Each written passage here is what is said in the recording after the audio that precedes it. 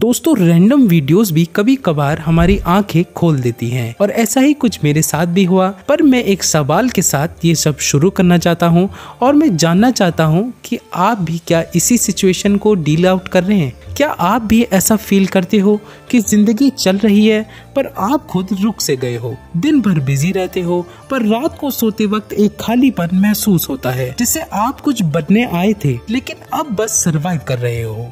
और सबसे बड़ी बात, आपको लगता है कि आप रास्ते पे हो, आप ठीक हो, लेकिन दिल के अंदर एक आवाज कहती है मैं अपना असली रास्ता भूल गया हूँ। अगर आपने ये महसूस किया है तो सुनिए, समुराई भी इसी मुश्किल से गुजरे थे, लेकिन उन्होंने एक ऐसी कला बनाई जो इंसान को खुद से खुद को मिलाती है और उसका नाम था the way of clear planning.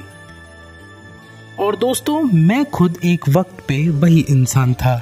हर हफ्ते एक नया सपना, एक नई टू डू लिस्ट, मंडे को फुल एनर्जी, फ्राइडे तक जीरो। गोल सेट करता लेकिन पूरे कभी नहीं होते और धीरे धीरे ये लगने लगा जैसे मैं कुछ बिल्ड कर रहा हूँ पर कभी फिनिश नहीं कर पाता। एक शाम फ्रस्ट्रेशन में मैंने एक किताब उठाई जो समुराई की स्ट्रेटजीज के बारे पे थी और सिर्फ एक सेंटेंस ने मेरी जिंदगी को अच्छे से हिला दिया। The plan is not for the world, the plan is for your spirit. उस पल मुझे ऐसा लगा कि मैं हमेशा गलत जगह देख रहा था। प्लान दुनिया को इम्प्रेस करने के लिए नहीं बनता, वो बनता है अपनी रूह, अपनी सोल को डायरेक्शन देने के लिए। समुराई फिलॉसफी भी ऐसा ही कहती है। समुराई एक तरीका फॉलो करते थे। उनका मानना था प्लान बनाना मतलब फ्यूचर को कंट्रोल करना नहीं है, बल्कि अपने एक्शंस को अपने वैल्यूज के साथ अलाइन करना। और हर मिशन से पहले वो 3 स्टेप करते: साइलेंस, विजन और स्ट्रक्चर। आइए इनको और समझते हैं। साइलेंस, अपने इमोशंस को शांत करना। विजन, समझना कि पर्पस क्या है। स्ट्रक्चर, सिंपल और सीधा प्लान लिखना।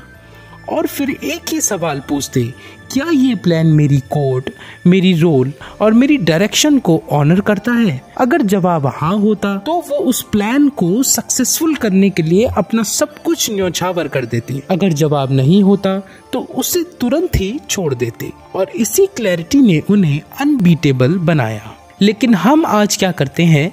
100 गोल्स सेट करते हैं, 10 जगह बिजी रहते हैं, लिंक्डइन पे एक इमेज, इंस्टाग्राम पे दूसरा और असली लाइफ में तीसरा। और इस सब का रिजल्ट है हम मूवमेंट को प्रोग्रेस समझने लगते हैं पर असली प्रोग्रेस होती ही नहीं है।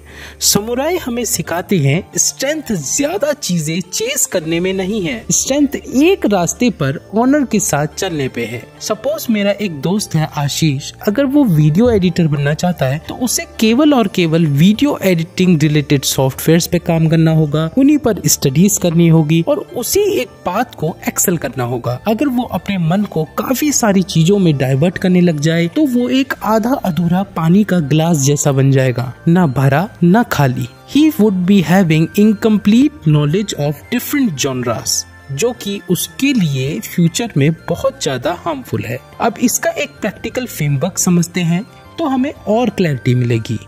और अगर आप अपनी जिंदगी में समुराई प्लानिंग लगाना चाहते हो तो बस ये 5 रूल फॉलो करो। स्टिलनेस, रोज 5 मिनट चुप बैठो और अपने से एक ही सवाल पूछो, मुझे अभी असली में क्या बनना है। Rule number 2, 3rd part plan, अपना पर्पस लिखो, पहला स्टेप लिखो और जब मुश्किल आए तब क्या करोगे वो भी लिखो। 3rd रूल कहता है कट द नॉइस, हर वो चीज हटा दो जो तुम्हें डिस्ट्रैक्ट करती है। जैसे कि काफी सारे लोगों को गेम्स अट्रैक्ट करते हैं, उनके फ्रेंड सर्कल उनको इन्फ्लुएंस करते हैं कि आइए गेम खेलते हैं, पर वो उसी टाइम को अपने बेनिफिशियल वर्क्स, अपनी स्किल को एनहेंस करने के लिए लगा सकते हैं। तो हमें काफी सारी डिस्ट्रैक्शंस को कट करना होगा। और 4th रूल कहता है कि हमें डेली रिकमिट करना है, रोज 5 मिनट अपना प्लान खुद अपने आप को याद दिलाओ। और 5th रूल हमारा कहता है वॉक विद ऑनर, परफेक्शन भूल जाओ, बस सही डायरेक्शन में कंसिस्टेंट रहो, क्योंकि परफेक्शन टेक्स टाइम।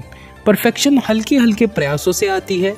आपको परफेक्शन कभी भी सक्सेसफुल नहीं बना सकती, आपको रेगुलर कंसिस्टेंट वर्क ही सक्सेसफुल बनाएगा। और समुराई भी कभी परफेक्ट वक्त का वेट नहीं करते थे। वो प्लान बनाते, उसे अपना कोड बनाते और फुल इज्जत और डेडिकेशन के साथ उस पर चलते। चाहे दुनिया कितनी भी बदल जाए, उनका डायरेक्शन कभी नहीं हिलता। और वही है असली प्लानिंग का आर्ट। ज्यादा चेज करना नहीं है, बल्कि वाइजली चूज करना है और काम स्ट्रेंथ के साथ आगे बढ़ना है। तो अगर आपको लगता है कि लाइफ स्कैटर्ड है, वापस अपने सेंटर पे आ जाओ और एक ऐसा प्लान बनाओ जो दुनिया के लिए नहीं, आपके स्पिरिट के लिए हो। और अगर आप तैयार हो अपनी क्लैरिटी की तरफ चलने के लिए, तो कमेंट्स में लिखो I will walk my path with clarity. आशा करता हूँ आपको मेरा ये मोटिवेशनल वीडियो काफी अच्छा लगा हो। ऐसे ही वीडियोस के लिए हमारे चैनल स्पिरिचुअली ट्यून्ड को सब्सक्राइब करें।